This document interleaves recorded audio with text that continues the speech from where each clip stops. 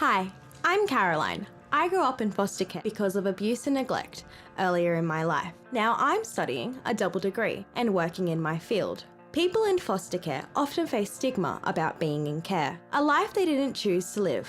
Stop the stigma. Don't punish us by treating us differently for something that we didn't choose. Help snap that stigma. Head to create.org.au/snap that stigma. Brought to you by Create Foundation, the peak body for children and young people in out-of-home care. This has been another Edge Radio community service announcement. To promote your not-for-profit organisation or event, apply online. Go to edgeradio.org.au. There is nothing wrong with your radio. Do not attempt to adjust the volume. We are controlling the broadcast. For the next hour we will control all that you hear. You are about to experience the knowledge and insights of the Media Mothership. All right, hey everybody, welcome to Edge Radio 99.3 FM. This is Media Mothership with Dr. Craig, joined as always by Lord Taylor. Hey, Lord Taylor. Hello. How's it been going this week? Yeah, good. Excellent. And as always, we are broadcasting over your FM band, your FM dial system. Congratulations, everybody. Yes, so the 20th century technology there, 99.3 FM. But we are also embracing the 21st century by streaming live on the Edge Radio website, edgeradio.org.au. It's kind of a voice I do now for that. As well as YouTube and the Twitch. The Twitch. And the great thing about doing YouTube and Twitch is that it also means you can chat to us via YouTube and Twitch. And I'll try to keep an eye on those chats.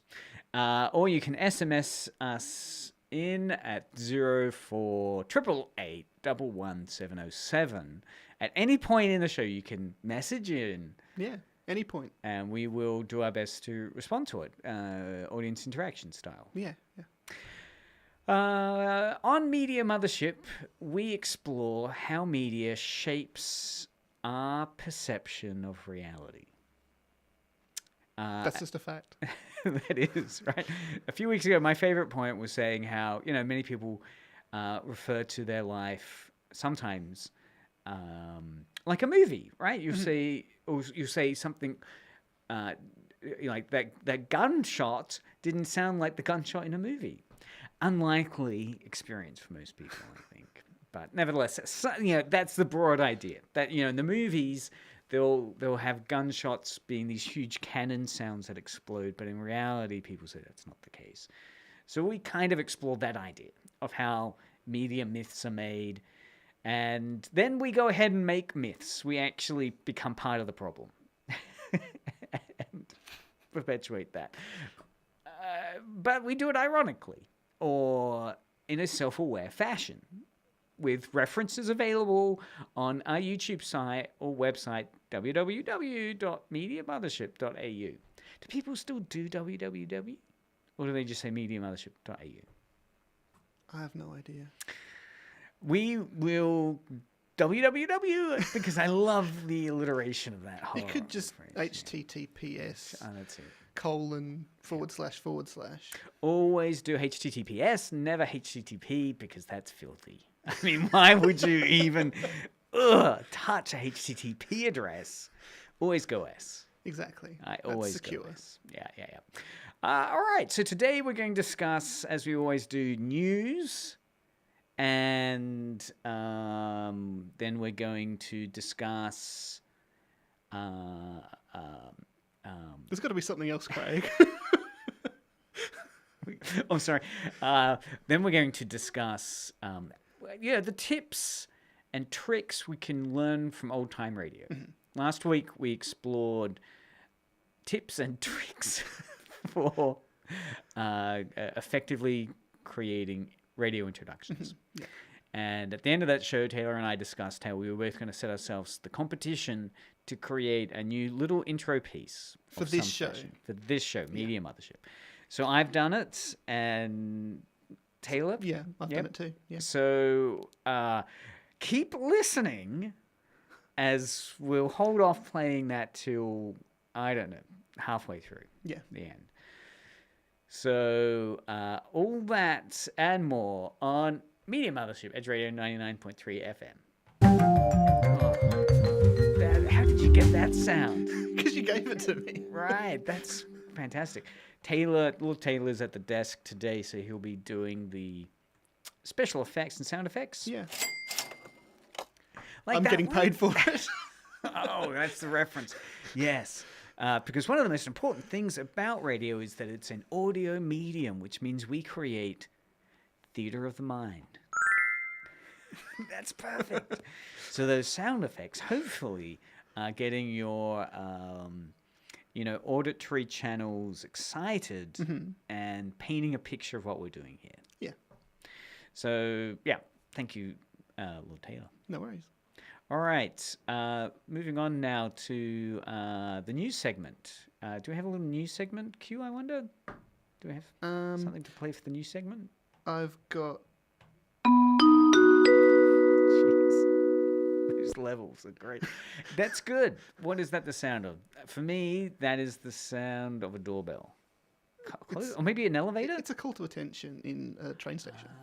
Yeah. Please, your train arriving, platform 2... bound for Sorel.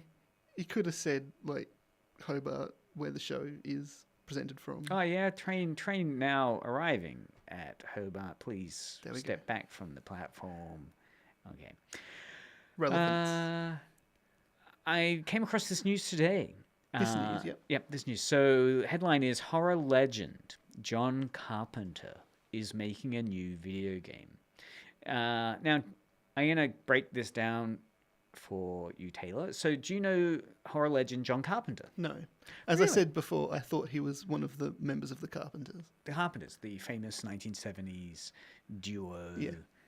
The Carpenters, the Why Do Birds? Yes. Yep. No. No, John Carpenter, one of my all-time favorite directors. The great stories around John Carpenter was how he would create the best movie at the wrong time. So the story goes in the early 80s, the famous story about The Thing, the movie The Thing. It's a remake of the Howard Hawks film based on the short story Who Goes There? And basically it's set in the Antarctic with a group of survivors starring Kurt Russell coming across an alien spacecraft. And all manner of horrors unleash. I remember talking to someone when there was an Antarctic display thing going down here at Hobart on the wharf, and they asked them this rumor that I'd heard that a lot of the scientists, before they go down to Antarctica or on the boat over, or maybe when they get there, as part of the indoctrination, they watch John Carpenter's The Thing, which is considered one of the classics of science fiction paranoia, right? As you don't know who's infected and is the thing. Anyway, this film, 82, I think it came out, same time as E.T.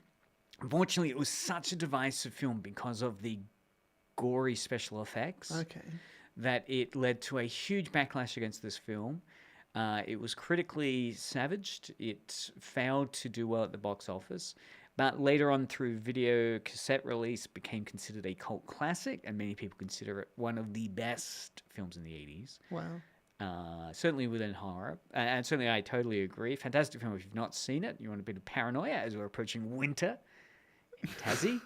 I love the idea that in Hobart, as people were coming into the collecting their baggage from the airplane, there was that sign that Dark Mofo had set up saying "Welcome to Hell." Mm-hmm. Yeah, so if you want to further be welcomed into hell, watch The Thing. Anyway, so that's John Carpenter's favorite film, one of John Carpenter's best-known films. Of course, he also did Halloween, right? So the proto-slasher film, right? So he did that right at the cusp, at the slasher point. Many people point to it as one of the proto or original slasher films. Who's the villain in Halloween? Michael Myers.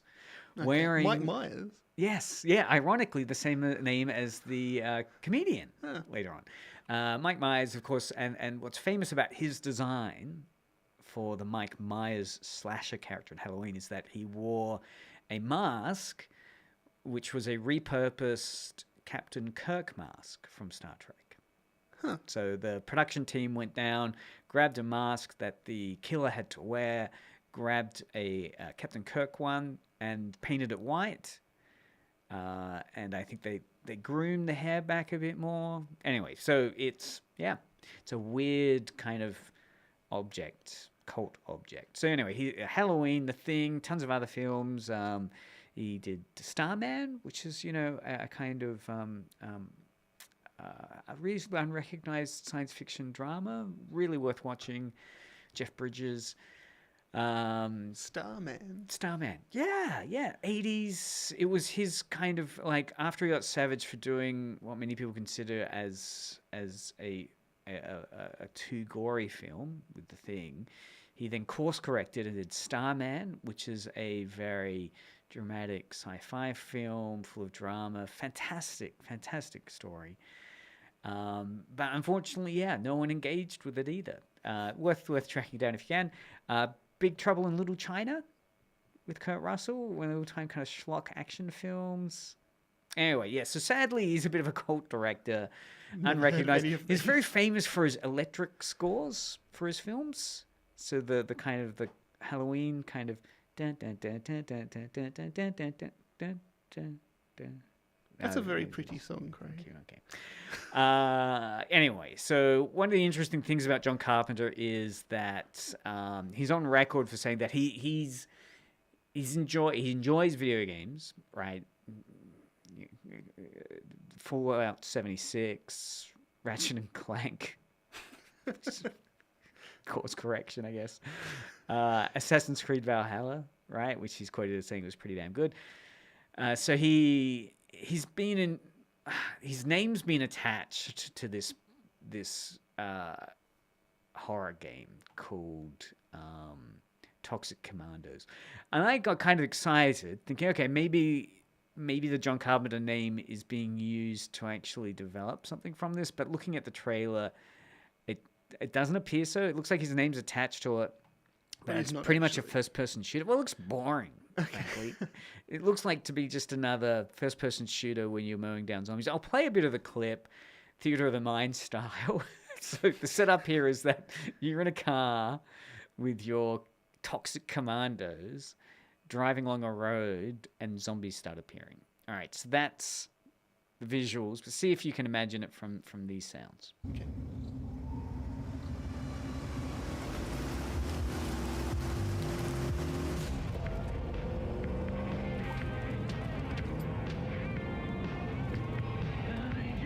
Gotta be ready.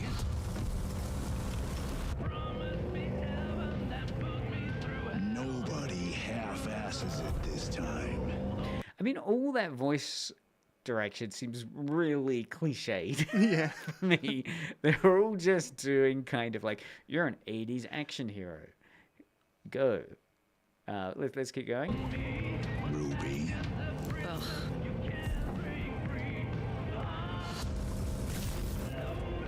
On my mark. 5, 4, 3, 2, 1.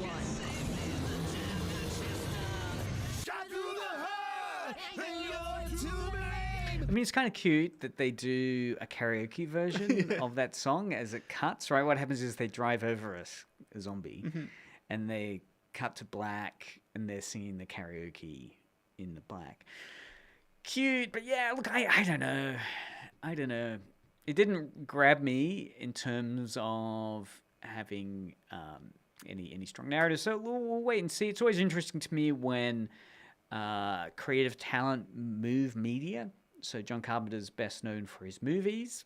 He's also, since retiring from movies, developed a career as a musician. So he performs a lot of his music now. And it appears he's been attached. I'm going to use the word attached because for me at this point, all right. So I was watching the sort of like the trailer as it was going along as you were playing it, and it doesn't look that good.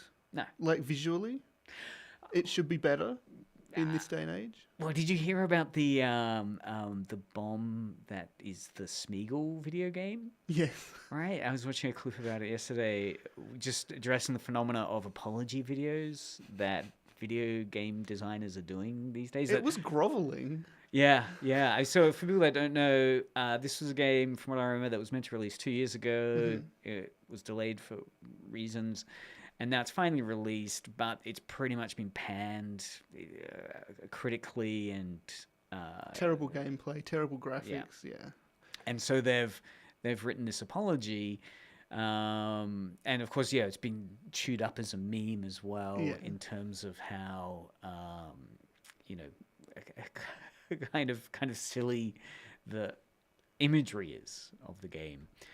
So it is interesting when you're confronted with games which don't really leap out and grab you. The other most prominent video game apology that I can think of is for Cyberpunk. Yeah, and that's and again, the YouTuber I was watching was saying, look, do we really need these apology videos? Are they really needed? I mean, okay, so it got released, and I think the thing that the video I was watching made a good point about was that at least I think in today's space where consumers are a little bit more aware of the pressures that games developers have. So there's at least a kind of expectation that, okay, this game has a lot of bugs, and yes, there's an apology, but those bugs were caused because it got released too early, right? And why did that happen? And so again, there seems to be more. But again, why is it necessary? Because I remember when PS1 to apologize. Yeah, PS1, PS2 came out, played hundreds and hundreds of really bad games. Yeah, I mean, and it's interesting in terms of how sustainable that is, because notoriously people point to the example of the collapse of Atari in that first generation of video games. So you had Atari, and this is pre-Nintendo, right? So it was mainly a video game market dominated by US video game companies. We're talking early 80s here. So we had Atari, and from Europe we had Intellivision, and you had the kind of emergent Mac and PC space, or Amiga, really. You had Amiga, IBM, and then later Mac. And the thing about that is people point to E.T. as a game that killed Atari, right? It didn't kill Atari. It was a symptom. It was probably the biggest example of failure during a decline that Atari had suffered. Because there's this great documentary I watched called I forget what it was like. It was The Archaeology of E.T. Because the story goes, E.T. released that Christmas, 82, I think. And the movie. The movie. Yeah. And the video game tie-in was rushed through development to get the Christmas market. And so it was rushed through development. It wasn't play-tested, and it was a busted game. It rushed through, got sold on Christmas. People hated it so much because it was so broken that they returned it and didn't buy it, and word of mouth destroyed it, meaning that all these shops had overinvested because ET was hugely popular, pre-purchased tons of ET, never sold them. Story goes that they ended up getting taken to this tip in San Diego or somewhere, or Nevada. And this documentary a few years back went back to do an archaeological dig through this tip to see what they could find from this legend that, allegedly thousands and thousands of copies of ET cartridges were buried there. And it's a fascinating documentary because it's almost like, this Jurassic Park thing where they're going through the layers of decades and saying, oh, we've hit this Barbie. And if you look at the head of it, this is a late 80s Barbie. So we think we're close to this 80s strata. And they do find some ET cartridges, right? But the idea is, So there is precedence of kind of, and basically the thing that doomed the Atari space was the idea that you had a lot of what's called shovelware, right? So just software which is being shoveled literally, well, not literally, created that was ill-conceived, poorly play-tested, just to cash in, and very expensive to buy, right? The actual games consoles at that point were incredibly expensive. The game cartridges were expensive. And eventually that kind of doomed it. So I don't think we're in that same space now, but it is interesting, these apology videos. And again, you could use theory like maybe a moral economy that's happening here. So you've got a commercial economy with the cost of these games and the kind of sense of, my God, I spent all this money and it was wasted. And that backlash is a kind of moral one, right? Where the fan or consumer might feel like they've been exploited, taken advantage of, the goodwill has been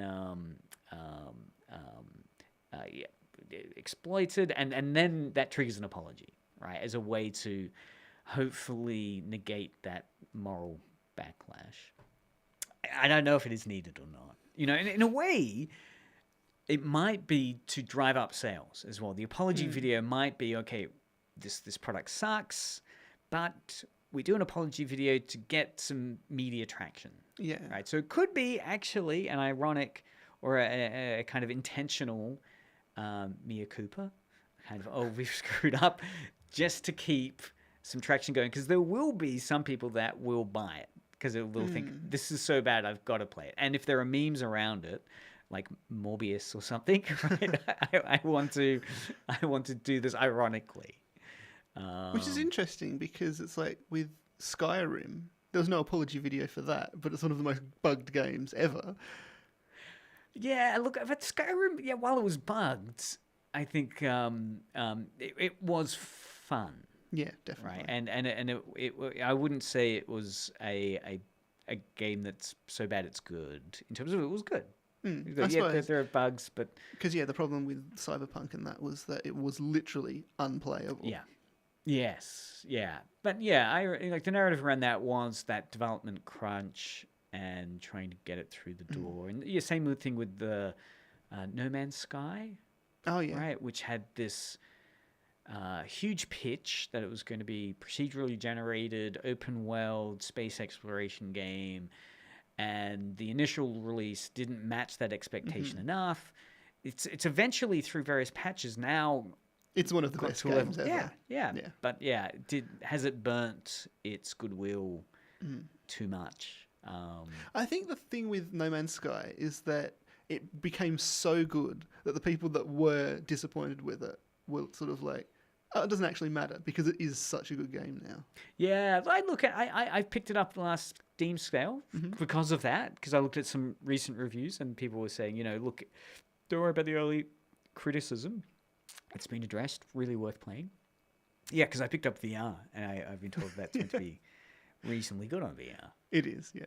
Yeah. Any other video game advice? You seem to have taken this tangent. What's your least favourite video game that you've ever played? Yeah, what's a game? I mean, for me, a game is bad when it's either too complicated, right? So it's just like, this is too much of an effort to learn the mechanics of, or it's, so it's too complicated, or it's kind of boring, right? It doesn't seem to be doing anything. So I'm kind of thinking maybe, there's. I mean, it's not a bad game. It's a game that I was one of the driving games, and I was doing quite well at it. And I thought, actually, I'm doing so well now that I'm going to stop playing it because I don't think I can keep doing well. It was this weird kind of psych out moment of thinking, wow, I've done 3 races really well. And I can't deal with the pressure. I can't deal with the pressure. And that was what I guess one of the difficulties I have is like when you've played a game, like I've got a game that I've played maybe a quarter of the way through, Sleeping Dogs, right? It's set in Hong Kong. And I got really frustrated with that because, the fight moves are tough, right? You've got there's various combinations you've got to get down.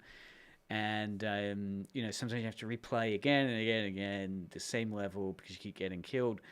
Anyway, so I was getting through it, and then I took a break for 2 or 3 months, and I'm thinking, I want to get back into that. But now I'm thinking, I'm a quarter way through. I don't want to relearn this damn game again, right? I've forgotten the muscle memory of it.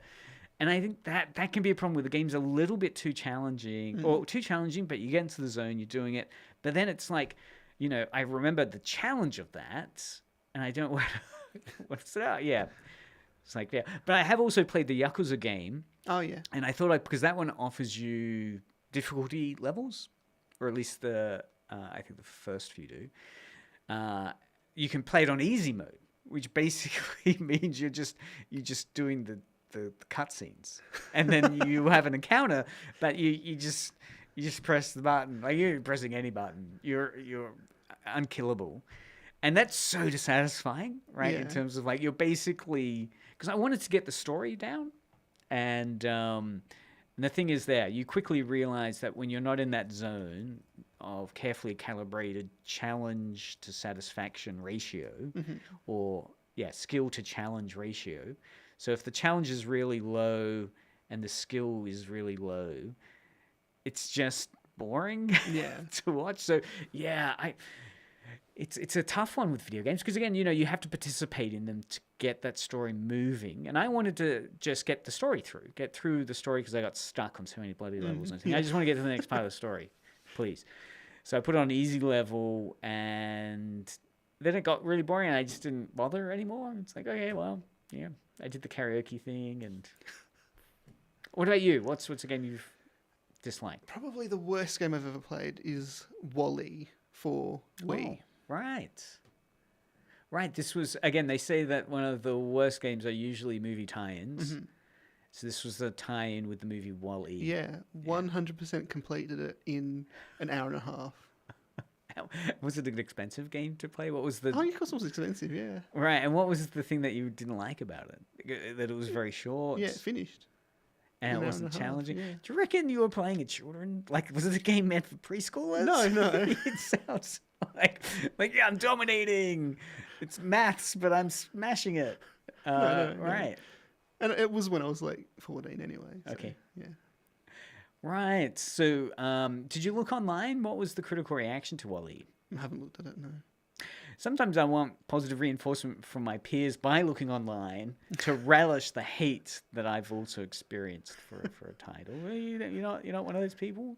No. And not at that time either. When you're 14, yeah. No. I mean, video movie tie-in games really interest me. I do. Offhand, I don't have. I make lists of everything, but I have found some great movie tie-in games. The one that I found actually most enjoyable, for a weird reason, was Scarface, the movie Scarface. So the movie, of course, with Al Pacino, one of his famous early roles. He is a Cuban exile, refugee in Miami, and he's setting himself up as rags to riches drug guy. Right, so starts at the bottom and works his way up this it's a Brian De Palma film, right? So he worked his way up this really violent crime film, right? And gets to the apex, and all these, there's the funny scenes everyone quotes where he goes, say hello to my little friend, and he's got the huge kind of machine gun, grenade launcher gun. So works his way up, and everyone knows at the end, it's not a spoiler because it's such an old film, he dies, right? He gets killed. And the game picks up just at that end scene, and you play Tony Montana surviving it. Yeah. Right? And what I love about that game is that there's actually a bit of narrative continuity in terms of it picks up the storyline. So it's not trying to do, this is just Tony Montana's cousin that you're now playing.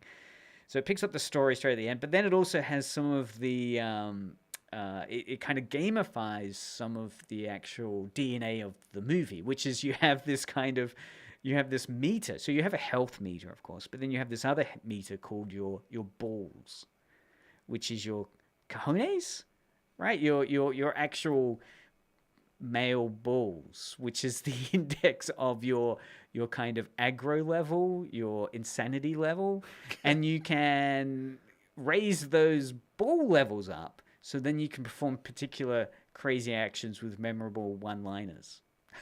Like, and I thought that was a funny integration of this movie's known for this character, Tony Montana, does a lot of cocaine and kills people and says funny one-liners, like "Hello to my little friend." And then in the game, they try to integrate that with that. Is that an exciting hook for you? Yeah, I guess. Okay, well, let's do a little sting to our next news. Wow, yeah. Feels like we're doing a children's picture book kind of thing. Yeah. Given the gore and violence That we're is talking what about, I was trying it's a to- nice contrast. Yeah. There's this really interesting article I picked up from Gizmodo talking about a documentary that's just hitting the festivals at the moment. So I'm keen for it when it comes to the streaming services, called Enter the Clones of Bruce. And I never realized this, but there's this bizarre moment in film history just after the death of Bruce Lee. Right, so Bruce Lee, famous for doing martial arts films, and is considered kind of one of the iconic actors in the 70s before his untimely death. And many people say he died at this kind of apex just as he was about to break huge into the US market. And what this documentary is looking at, it seems, is the cashing in on the Bruce Lee iconography that was at its height at that point, but did not have Bruce Lee anymore. And so it turns out that there was this whole mini industry that set itself up with actors that looked like Bruce Lee and were cast in roles called Bruce something, either Bruce Lee spelled L-E or L-I. Right, yeah. Right? So they were kind of cashing in on the iconography and the popularization of Bruce Lee, and they were doing kung fu movies, and it was this huge boom industry continuing this kind of, the myth of Bruce Lee that lasted for a short period, but was enormously profitable. So I'm really keen to have a look at that kind of, like, there's a whole series of films that are so bad they're good from this era. The guy that's done it, this documentary, David Gregory, also did Lost Soul, The Doomed Journey of Richard Stanley's Island of Dr. Moreau. I don't know if you've seen that film. It's a classic one, Marlon Brando. It's one of his last roles. It's considered this real train wreck of a film. So yeah. Are you into Bruce Lee? You ever watch any kung fu films? I don't mind it.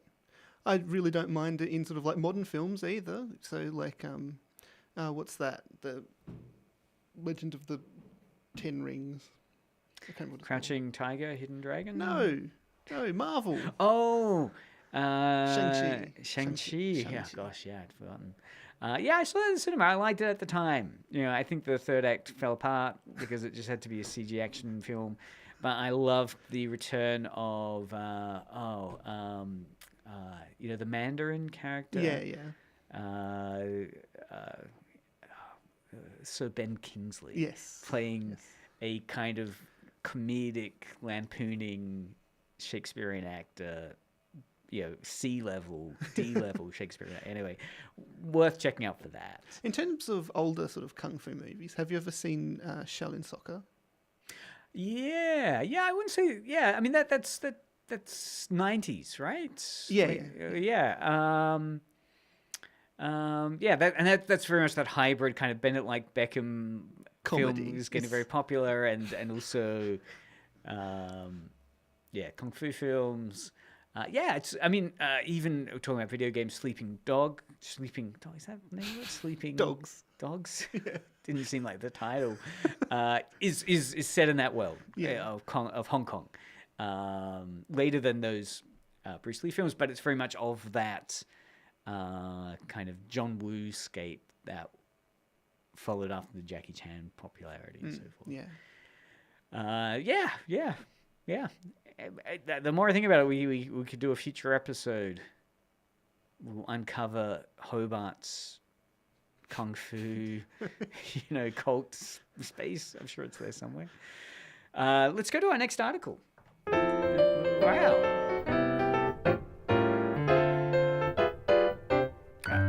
It's kind of a good one because this is about Hayao Miyazaki, the famous film director. Studio Ghibli is going to release the Hayao Miyazaki's next film. He's out of retirement now, it seems, but they're doing it with no trailers and no promotions. Have you heard anything about this new project, this new film that Miyazaki's? Yeah, it's called How Do You Live, and it's based on a book. It's on quite a famous book, I think. But I don't want to know about the story because I want it to be a surprise. So. Oh, okay. Well, we'll keep it at that level then. Yeah. Well, that's very interesting because it seems like there's zero deliberate marketing, or there's not zero, but compared to the typical marketing you'd see, this is really scaled back. So it is intriguing.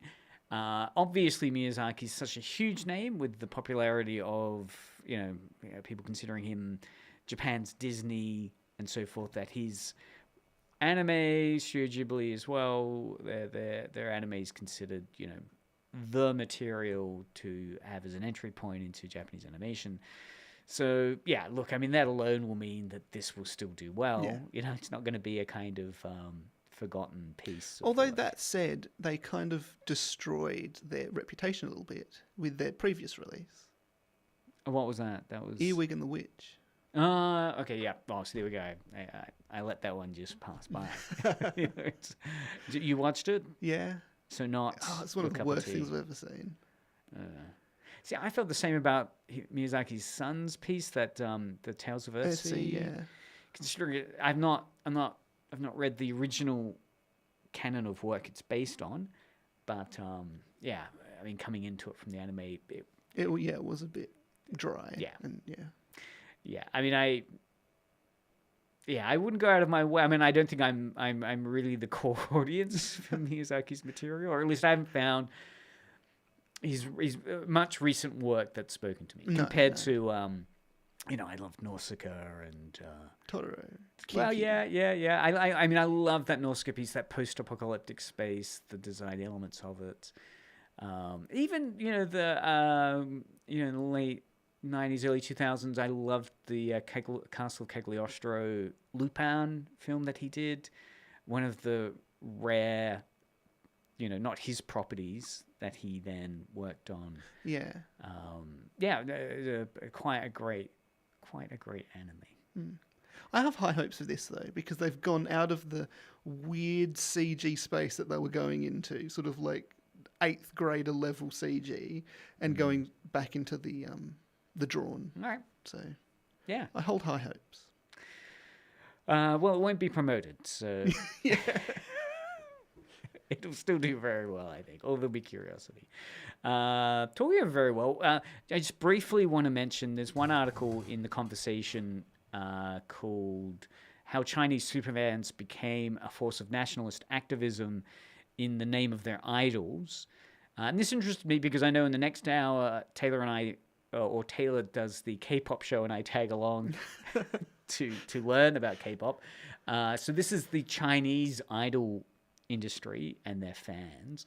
And what particularly drew me into this piece, based on some really interesting research it seems these guys are doing, is their argument that the Chinese K-pop, or the Chinese idol industry, has two aspects to it. One is the conventional one that you're familiar with J-pop and K-pop idol fandom, that kind of the merchandising, the support of individual fans, the cultivation of a group, the kind of industry system of producing those fans. So there's that aspect to it. But what also seems to be interesting that these, I'll get the names actually of the writers. Well,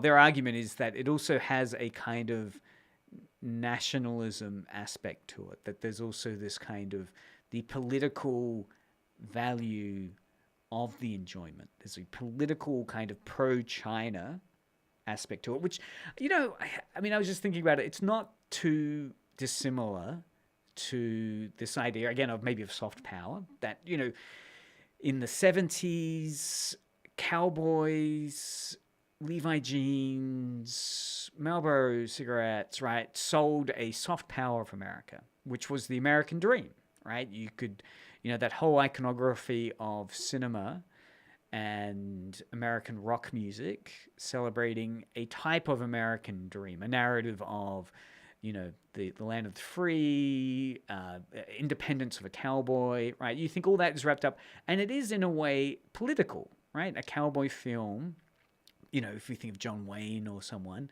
has wrapped within an iconography of aspects of Americana, of the appeal and attractiveness. If you're dissatisfied living in Russia in the 70s or 80s, you'd see these movies of John Wayne as a cowboy, and you might perceive within that certain nationalistic aspects to America that are positive, right? Freedom, independence. Eagles. Eagles? Yeah, the bald eagle.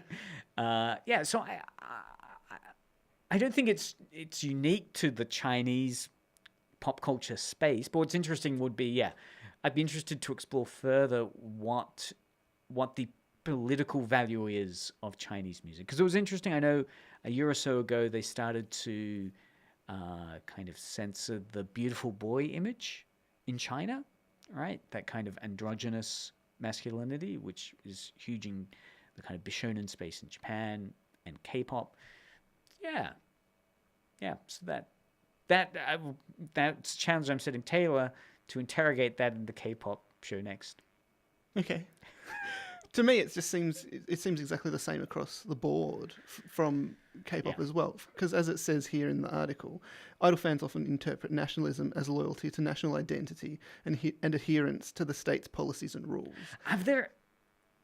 Adherence to the state's policies and rules. And I think there's a difference between like your Eurovision nationalism, where you'll be supporting your team because you're from that country, and I am assuming in some of the K-pop, but as I was saying, machines, in terms of K-pop, it's very much that as well, because they've got like their special public holidays and sort of things like that as well, and they need to, for the idols, they need to be there, showing basically the public how to celebrate that particular holiday. And if they don't do it right, so for example, there's been some Japanese idols who have been part of the K-pop groups, and they have done sort of like faux pas in terms of it, and they've gotten really ripped apart online because they didn't follow these nationalist values as well. Look, and I think it's really interesting when you look at these TV shows in Korea, which will have a variety of nationalities competing for getting into the group by the end of the show. Each one of those nationalities kind of perform a hyper-nationalism in a way. As we saw last week, we were talking about some of the Australian K-pop performers, and we had that clip of them saying, "G'day, mate." "G'day, mate," to some primary school kids.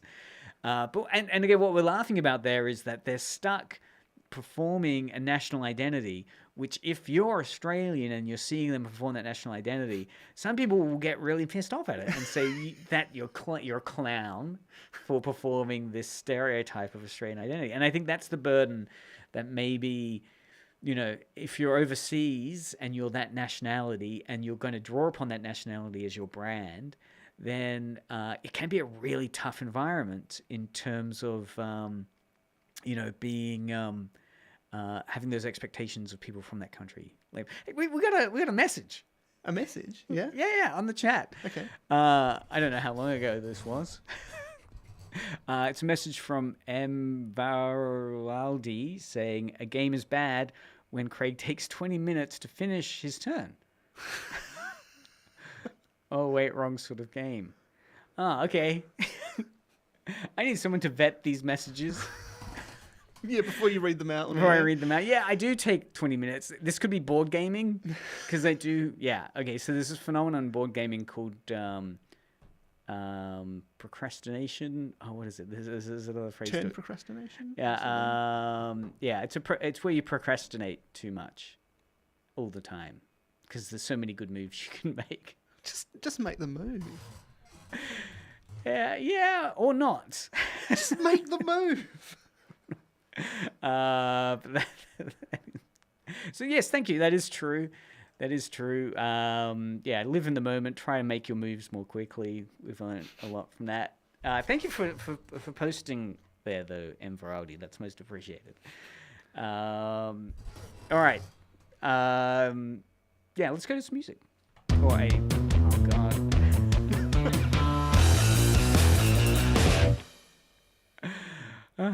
That's actually, I didn't mind that. Yeah, okay, that's a good one. Yeah. I didn't mind that. All right. Well, we've only got about 5-10 minutes left, and what I want to do is set up. We'll continue it from next week, but we did two introductions. Yeah. So, how do you do a good introduction? Before we listen to the two intros that we've set up, I just want to remind us of what we talked about last week, which was to do a good introduction, it should deliver high energy. Well, actually, let's 5 elements in a radio show podcast intro: a voice, music, sound effects, episode information, and a conversational writing style. Those are some that they've suggested they have.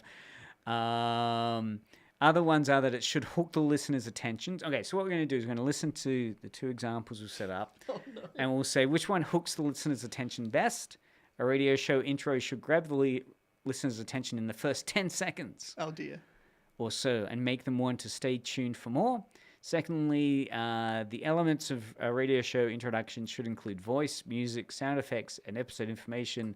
These elements should be used strategically and creatively to create a vivid and realistic soundscape that appeals to the listener's imagination and emotions. Yeah. They should also convey the main theme, questions, or problems that will be explored in the show. It should establish the genre, tone, setting, characters, and conflict of the story. And finally, it should create a sense of anticipation and curiosity for what's going to happen next. Can I just say that I didn't have this in front of me when I made mine? Oh, yeah, you didn't. Yeah. But, I... But, yeah, I think we should treat this like a school assignment. Yeah. And give it the, what is it called? The Criterion Reference Assessment, the CRA? Something like that, yeah. Okay, did you want to play yours? No, yours first. All right, well, before I have to set mine up then. Okay, well, the thing is, I'll just explain mine then. Okay. So, I did, no, keep setting it up. I am set up now. I just had to change the tab. Okay, go. Oh, okay. So mine is based on, I was listening to this YouTube clip called the 10 Best Old Show Radio Intros. And number 10 was this radio show called Gangbusters. Which I immediately thought of, hey, I've heard that before. Gangbusters. Like, it's a phrase. It's going gangbusters. Gangbusters. You know when it says that? Yeah, gangbusters, mate. Yeah, gangbusters. Gangbusters. So it literally means gang and buster. And it's from this 1930s radio show called Gangbusters, which was it's really out there. It's real crime cases which police and members from the public have brought to them, and it's got like a real police officer setting up the story, and then they do a reenactment of it. And the intro is famous for being so explosive and over the top. Okay, right. That it's called going gangbusters. So like the A-Team. Yeah, like the A-Team tune, and it was so explosive in its gun shooting that people said, it's going gangbusters because of how over the top the intro is. Here's the intro here. It's introduced by Jeff Jorgensen talking about why he likes it. So we'll listen to that, and then we'll play mine, which is in the style of this. All right. Here then are numbers 10 through 6 on my list. Number 10. Gangbusters. Ever heard the expression coming on like gangbusters to describe someone or something that is practically exploding with energy? It comes from this intro, and you'll understand why when you hear it. Breaking glass, an alarm bell, sirens, and Tommy guns blasting lets you know this was not a show for the timid, but rather a cops and robbers thrill ride. And now, Gangbusters! Gangbusters, presented in cooperation with police and federal law enforcement departments throughout the United States. The only national program that brings you authentic police case histories.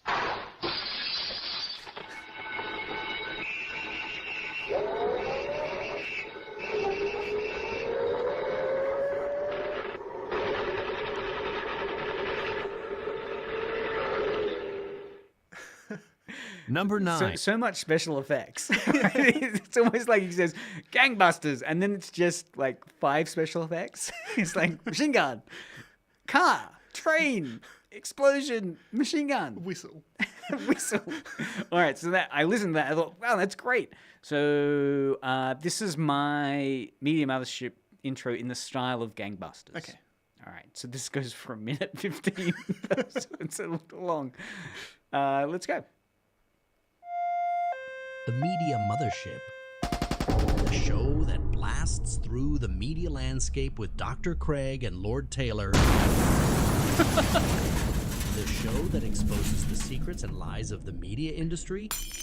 The show that explores how media can shape our understanding of the world around us and what we can do about it.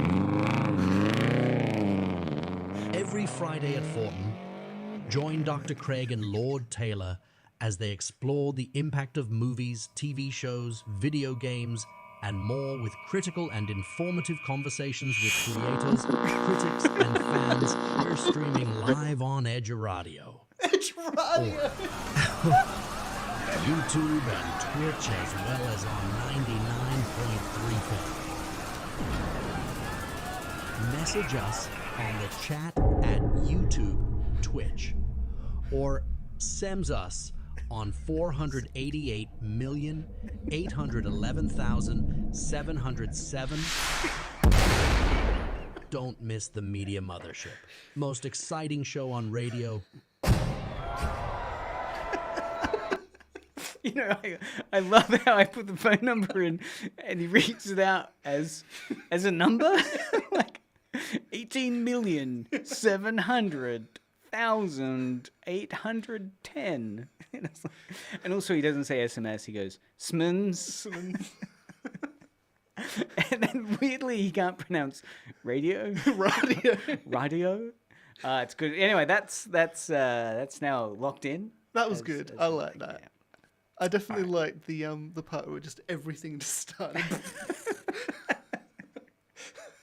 Well, it went gangbusters. Yeah. Yeah. It drowned out all the other sound. All right, so that was me. Okay. It fails a couple of aspects. It's a bit long, but you know, I find once you get started on special effects, it's very difficult to stop. It definitely is. All right, we can do you now. Okay. Well, with my one, I was making it and I sort of made it and made my little intro, which is like 10 or 15 seconds. And then I just put a beat to it and then it became a song. You just completely changed genre. Yeah. It's like, so great. it's now a 2-minute song, including an awesome intro. So this is our first single? It's going out over it is, airwaves? yeah. All right, so this is a world exclusive. Taylor Lidstone's Media Mothership single. Yeah. Has it got a title? Or is it It's called Media Mothership. That's just gangbuster time.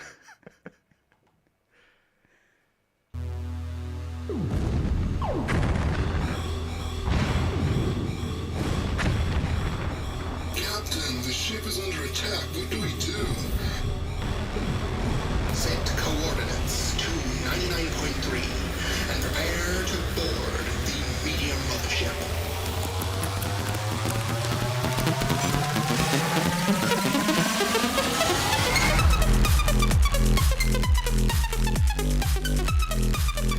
Yes!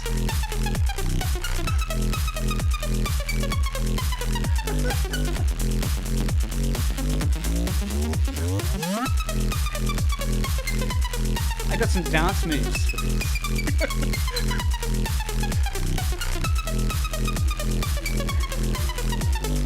Not even halfway through yet. Oh wow. Because it rocks.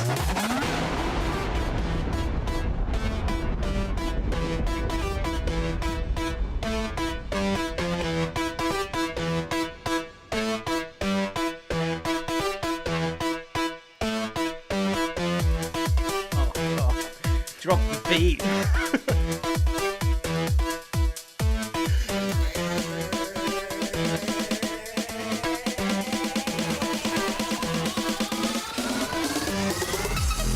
Oh, bring it back.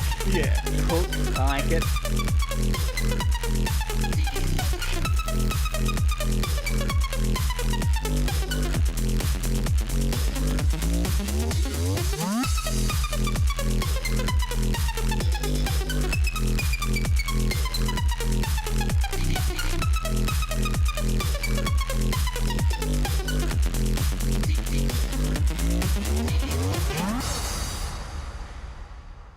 Yeah. Well, I think I lost some calories listening to that. That is hard rocking. That's going to be on the dance floor. Yeah. That's huge. So, there's a story that I heard, right? So the spaceship's coming in, Yeah. and there's a docking pattern set for 99.3, which is wonderfly diegetic in terms of like an in-world explanation for why I've got 99.3, and then it goes like 2001. Like it's just like docking in, and just like 2001 has it as a classic soundtrack as the ship's docking into the space station. Here it goes, full kind of. I felt a bit of Hitchhiker, with the loop. my limited reference vocabulary, Hitchhiker, but it had a good groove. Yeah, I like the returning the kind of. That was nice. Thank you very much. Yeah. Look, I love it. We don't play music on this show because it's all copyrighted, so we're going to be playing that as a kind of break, as I need to run to the toilet or something. Also, I think that song automatically is a smooth one for Just Dance. Right? I was thinking some of the Just Dance moves I could do to that. Yeah, as well. Because as we all know, as listeners to this station know, you are a Just Dance champion, aren't you? I do groove, with the K-pop. You see me grooving sometimes. Yeah. And it's not. People wouldn't know I'm nearly 50 when I'm breaking down those moves. They'd think, "Wow, this guy is limber." It's so limber. I think it's good. Okay, so in terms of how to address the criterion referenced assessment that we set up, hooks attention. Yeah. And so did yours, yeah? Yep. It had voice to it. Yeah, I think both of us had voice. Music. Mine didn't have music. Mm-hmm. So, but did it need it? No. Because in terms of the Gangbusters one, that didn't have music either. Yeah. So. Sound effects. Mine had tons of sound effects. Do you end up putting any sound effects? Yeah. So in the part where it's like going between the it's like that sound effect that happens before it smashes. Oh yes. The yes. That one. That was a good explosion. It wasn't actually an explosion. Oh. It was a aeroplane breaking the sound barrier. Ah, yeah. Which makes it so much more appropriate. Yeah, it's like a spaceship. Because then you're literally breaking people's definition of sound with the epic beats. Then you're breaking sound. I was going to say quality, but no, you're doing sound quality. And then at the start, of course, there was always the little asteroids flying by. Pew, pew, yeah. So I think it was establishing genre, tone, setting, characters, and conflict. We had for your music piece, I think a real epic 2001 disco. Yeah. And anticipation and curiosity for what's going to happen next. Yeah. Definitely. I think we aced it. Yeah. All right. Well, I think we can get my YouTube channel up to more than 22 listeners now. Woo! And hey, today we even got a comment. So thank you very much, Enveraldi, for posting on the chat there. Thanks for the comment. Most appreciated. Sorry, I don't know. I think we started talking about video games like 20 minutes before I saw it, but apologies for that. All right. So thanks for listening to Media Mothership. It's actually we're going over into your show. Yeah, I feel like I can't do my outro now because Let's do it quickly. Okay. Thanks for listening to the show. I hope you found some of the news interesting. Next week we're going to be setting up some more of those discussions around how to do introduction pieces for radio. I want to get through some of those other classic old-time radio pieces. If you want to reach out to us, you can catch up with us on Facebook or Discord, YouTube or Twitch. So just search for Media Mothership. And that song will be available somewhere. If you can give it to me, I can put it on the YouTube channel. If you want, yeah, sure. Yeah. You can download it there. There'll be, I think we've got merch now we've got to make. Link to that. That's great. All right, so that's been Media Mothership for another week. Keep listening. Coming up next is K-Pop Unlimited. Or right now, actually, is K-Pop Unlimited's time slot. What are we doing on K-Pop Unlimited now? It's a Hitchhiker show. Oh, great. Yeah. Where at least half the music is done by Hitchhiker. Well worth it. He's an artist that can totally take up all that time. All right. I'll play an Edge song now. Jeez. All right. And there we go. You're listening to